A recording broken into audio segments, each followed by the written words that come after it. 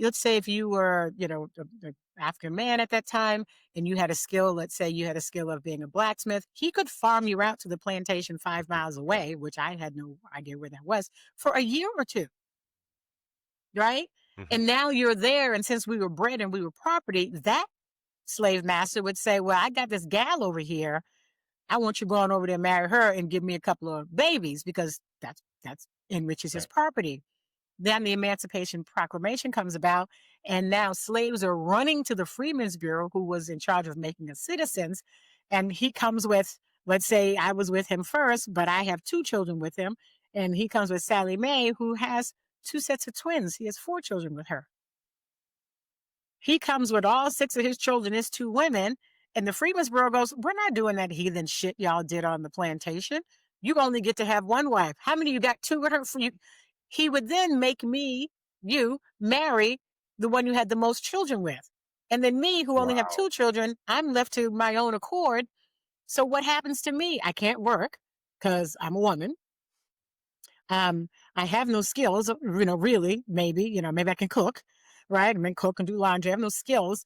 So most of the time, so now I have no husband, no protector, no job, no money. Most of the time, we ended up back on the same plantation under the same damn rules and regulations and shit that we were under beforehand with nothing. And now the freedman's telling this man who's never done anything for himself without his master's permission, you're now head of the household. You in charge. She's never been the head of a household. That's not how it happened in Africa. And this is 400 years of this.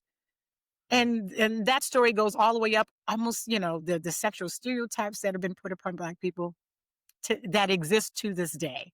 The Jezebel, right, who, watch out for her. She's going to fuck your man. She's going to take your man. Modern day Jezebel, Cardi B, Megan Thee Stallion, the Mammy,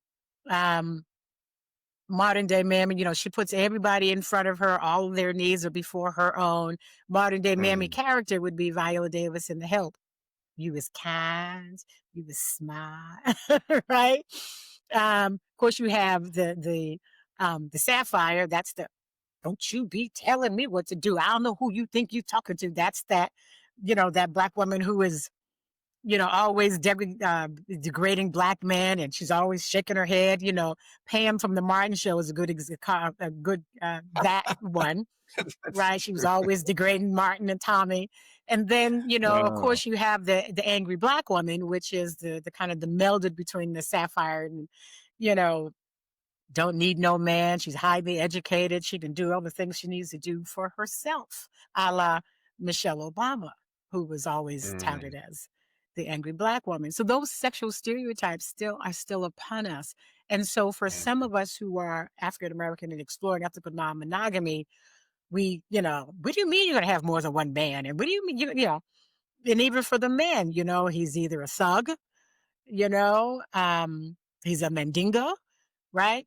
Big, huge dick, going to rape the women. And, he's out there, or he's lazy and shiftless, So if this man wants more than one wife, more than one girlfriend, then he gets put in that category as well. So for African Americans, it can be a bit challenging because epigenetically, all of that has been passed down through the genes to us.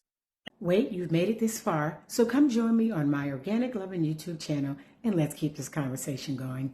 Hit like and do subscribe so I can keep bringing you the best ethical non-monogamy relationship content all about love, desire, and designing relationships that truly fit you. Now, I'm not here to make your choices for you. I'm here to support you in understanding them and in creating relationships that are as expansive and authentic as you are. Until next time, your love, your rules, and your freedom. Bye-bye.